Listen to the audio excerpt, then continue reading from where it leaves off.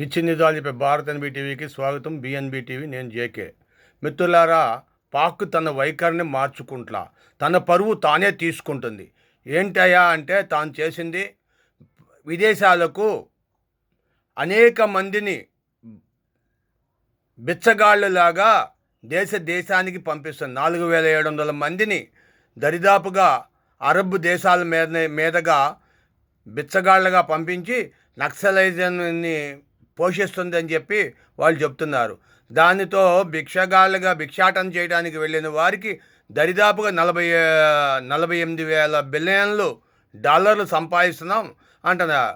అక్కడ ప్రభుత్వం చెప్పడం ఏంటంటే, మరికొద్ది రోజుల్లో మేము దేశానికే మేము అన్ని రకాలుగా అన్ని సరఫరా చేస్తాం అని ప్రభుత్వం చెబుతుంది. మేము ఎక్కడా తగ్గట్లేదు అని. ఇది ఎంతవరకు నిజమో మీ విలువైన అభిప్రాయాలు కామెంట్ రూపంలో తెలియజేయండి. పాక్ తన పరువు తానే తీసుకుంటుంది. Thank you for watching our channel. Thank you.